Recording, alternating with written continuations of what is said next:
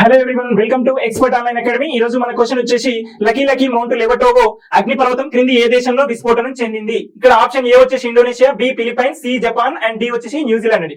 Okay, general గా అగ్నిపర్వతం ఏ విధంగా ఫామ్ అవుతుంది చూసినట్లయితే మనకు భూమి లోపల వచ్చేసి లేయర్స్ ఉంటాయి. ఓకే, సో ఈ విధంగా చూసుకున్నట్లయితే ఇక్కడ కోర్ అంటాము. సో కోర్ ఏరియా ఉంటుంది, ఇక్కడ వచ్చేసి మ్యాంటిల్ ఉంటుంది, దెన్ నెక్స్ట్ వచ్చేసి క్రస్ట్ ఉంటుంది. ఈ మ్యాంటిల్ లేయర్ ఏదైతే ఉందో ఈ లేయర్ లో వచ్చేసి వేరే కైండ్స్ ఆఫ్ గ్యాసెస్ గానీ పదార్థాలు గానీ ఈ విధంగా ఎజెక్ట్ అవుతూ ఉంటాయి. ఇవి భూమి సర్ఫేస్ ఏరియాకి బిలో ఉంటే దీన్ని మ్యాగ్మా అంటాము. ఓకే, సో మ్యాగ్మా అంటాము. భూమి పైన అయితే లావా అంటామండి. ఓకే, జనరల్ గా వచ్చేసి అగ్ని పర్వతాలు మూడు రకాలుగా ఉంటాయి.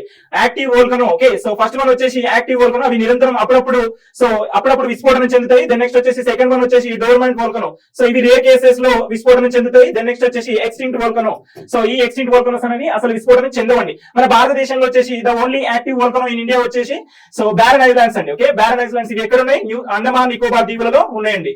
ఓకే, సో ఇన్ జనరల్ వచ్చేసి ప్రపంచ వ్యాప్తంగా చూసినట్లయితే నిరంతరం అగ్ని పర్వతాలు ఉండే ఏరియా వచ్చేసి పసిఫిక్ ఓషన్ అండి. అందువల్ల పసిఫిక్ ఓషన్ ఏమంటాము అంటే రింగ్ ఆఫ్ ఫైర్ అంటాము. ఓకే, పసిఫిక్ ఓషన్ వచ్చేసి రింగ్ ఆఫ్ ఫైర్ అంటాము. పసిఫిక్ ఓషన్ ఎందుకు అంటే సో ఆ ఏరియాలో వచ్చేసి హై ప్రెజర్ తో ప్లేట్స్, భూమి లోపల ఉన్నటువంటి ప్లేట్స్ అనేవి నిరంతరం హై ప్రెజర్ లోనవి కదులుతూ ఉంటాయి. అందువల్ల ఈ పసిఫిక్ ఓషన్ ఏమంటామంటే రింగ్ ఆఫ్ ఫైర్ అంటాము. ఎందుకంటే నిరంతరము అగ్ని పర్వతాలు అనేవి వస్తూ ఉంటాయి అన్నమాట. సో ఇది ఇక్కడ మనకు అబ్జర్వ్ చేయాల్సింది. అయితే ఈ రీసెంట్ గా లకీ మౌంట్ లెవటోబి అగ్ని పర్వతము ఇండోనేషియాలో వచ్చిందండి. ఓకే, సో ఇండోనేషియాలో విస్ఫోటనం చెందడం జరిగింది. Thank you.